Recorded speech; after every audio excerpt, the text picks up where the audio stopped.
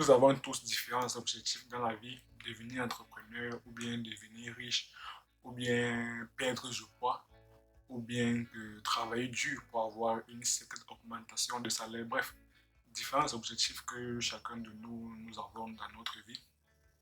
Mais malheureusement, nous abandonnons très souvent en cours de route. Et même dès que survient la première difficulté ou bien dès que survient le premier obstacle, nous abandonnons. La raison principale de ces différents échecs, c'est le manque de persistance, c'est le manque de persévérance. Dans cette vidéo, je vais te partager 5 étapes pour développer ta persistance et ta persévérance. Mais avant d'aller plus loin, je me présente pour ceux qui sont nouveaux sur la chaîne. Moi, c'est Robin Itali, étudiant dans une université dont je préférerais taire le nom. J'ai pour ambition d'atteindre la liberté financière. Cette chaîne est donc destinée à tous ceux et celles qui partagent la même ambition que moi. Sur cette chaîne, je te partage donc des tips, des secrets et les astuces des entrepreneurs à succès que moi-même j'implémente au quotidien. Si cela t'intéresse, tu as 2 choses à faire. La première, va dans la barre de description et télécharge gratuitement les 2 e-books que j'ai écrits. Et la deuxième, abonne-toi et active la cloche pour ne rien rater. Bon, maintenant que tu connais tes devoirs, on va poursuivre avec les 5 étapes pour développer ta persévérance.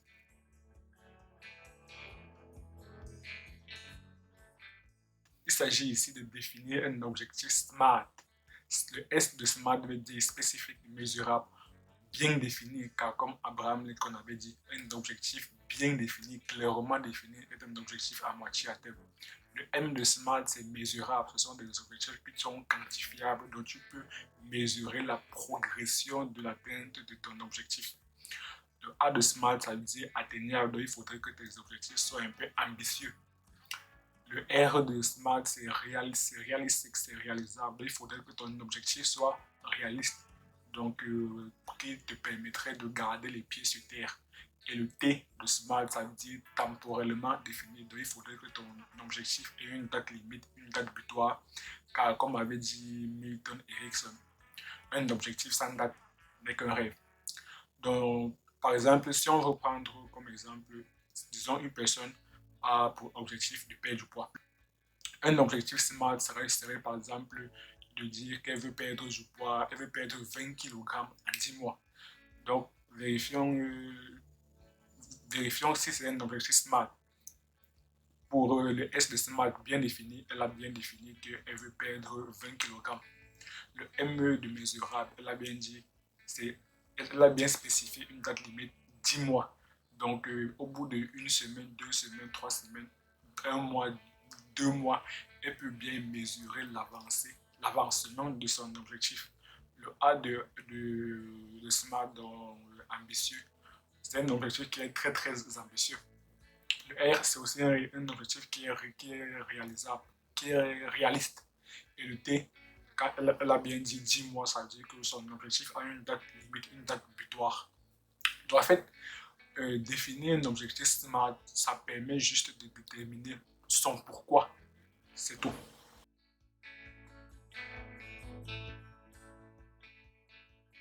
Après avoir déterminé son pourquoi, la question naturelle qui suit, c'est le comment. Donc, comment atteindre cet objectif SMART. Un plan d'action permet de répondre à la question du comment. Et la meilleure manière de répondre à la question du comment, c'est de décomposer son objectif en sous-objectifs. Donc, en sous-objectifs qui peut être mensuel, hebdomadaire, voire même pour aller plus loin, journalier. Si on reprend notre exemple de la perte du poids de 20 kg en 10 mois, la personne pourrait se dire, bon, j'ai 20 kg à perdre en 10 mois, donc je vais décomposer cela en objectif mensuel. Cela veut dire que j'ai 2 kg à perdre par mois. Et si on décompose encore en objectif hebdomadaire, cela veut dire que la personne a 500 grammes à perdre par semaine. Cela peut être une excellente manière de décomposer d'abord son objectif en sous-objectif et ainsi déterminer un plan d'action qui est approprié à chaque sous-objectif.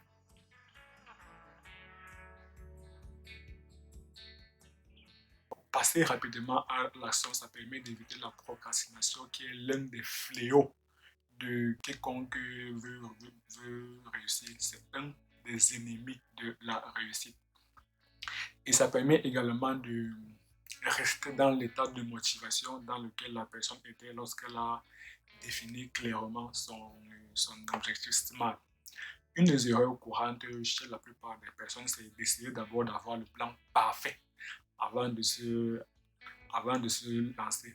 Et pourtant, il faudrait juste avoir un plan au départ et ensuite donc maintenant se lancer. Donc il faudrait bien se préparer et ensuite se lancer. Et en cours de route, il faudrait ajuster son plan en fonction des circonstances, des conjonctures qui pourraient survenir en cours de route. Si on reprend notre exemple de la perte du poids, des 20 kg à perdre en 10 mois. Donc, comme la personne veut perdre du poids, ça veut dire que la personne devra certainement manger sainement. Donc, si la personne avait par exemple décidé de manger de la viande blanche, donc du poulet, étant donné que actuellement, avec la crise russo-ukrainienne, les prix des aliments, des denrées alimentaires a, a augmenté. Donc forcément, le prix du poulet a aussi augmenté. Donc cela signifie que la personne devra réajuster son alimentation pour toujours atteindre son objectif. Donc, une des solutions alternatives à cela serait par exemple au lieu de consommer régulièrement du poulet comme ce qui avait été convenu dans son plan d'action initial, la personne pourrait consommer maintenant du poisson ou bien consommer de plus en plus des légumes. Donc, pour résumer cette partie, avant de se lancer, c'est clair qu'il faudrait un plan d'action au départ. Mais cela ne devrait pas être un frein pour se lancer. Il ne faudrait pas avoir un plan d'action parfait. Tu as un plan d'action de départ, tu te lances et en cours de route, tu réajustes ton plan. Parce que bien évidemment, tu ne peux pas prévoir l'avenir, donc tu réajustes ton plan d'action. Tout ça pour toujours atteindre ton objectif SMART à la date limite, à la date butoir que tu t'es fixé.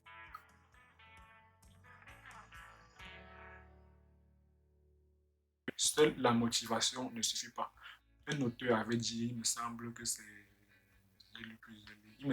Charles Duhigg, il me semble bien, dans le livre Le pouvoir des habitudes. Il avait dit, la motivation dépend de plusieurs facteurs, dont le taux de glycémie. Donc, imagine que tu fondes ton objectif, un objectif que tu chéris tant, sur le taux de sucre que tu as dans le sang. Même tu vois que c'est pas très très sérieux. En fait, la motivation, ça vient, ça part. C'est un peu très très fluctuant. Un jour, tu peux être motivé. Un autre jour, tu n'es pas motivé. Par contre, la discipline, quand tu es discipliné, tu sais que, en fait, la discipline, c'est un peu comme le mot de militaire. Donc, ça doit être fait, peu importe les moyens, qu'il pleuve ou qu'il neige, ou bien comme dirait l'autre, chaque jour qu'on dort, qu'on se réveille, ça doit être fait. C'est tout. Donc, en fait, c'est la discipline qui te permet de tenir sur la durée. Il faut juste te dire que ça doit être fait. Point barre. Donc, revenons encore avec un autre exemple. Bon, j'aime bien cet exemple de la perte du poids. Donc, si au départ, tu avais dit que tu devais aller à la salle de sport trois fois par semaine, il faudrait que chaque semaine, tu ailles les 3 fois par semaine. C'est tout. Donc, c'est ça la discipline. On doit fonder notre objectif, notre plan d'action sur la discipline et non sur la motivation. Par contre, comme je dis, la motivation est très très fluctuante. Pourtant, la discipline, c'est tu te dis juste que ça doit être fait. Peu importe les moyens, peu importe les circonstances, je dois remplir mes objectifs.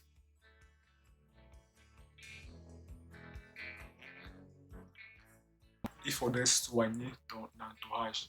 Donc, par rapport aux personnes qui sont négatives ou bien décourageantes, il faudrait soit t'en éloigner ou bien que si c'est un peu trop drastique comme mesure, tu essaies un peu de réduire tes fréquentations par rapport à cette personne. Et il faudrait également s'entourer plutôt de personnes encourageantes, des personnes qui te poussent à l'action, qui te poussent à te challenger. Et il faut toujours avoir en tête la phrase de Jim Rohn qui dit: vous êtes la moyenne des 5 personnes que vous fréquentez le plus. Donc, il faudrait toujours ça avoir en tête. Parce qu'on est très, très influencé, même de manière inconsciente, même surtout de manière inconsciente par notre entourage. Et si même tu ne trouves pas de personnes autour de toi qui peuvent te challenger, ben, reste avec toi-même, avec tes propres convictions.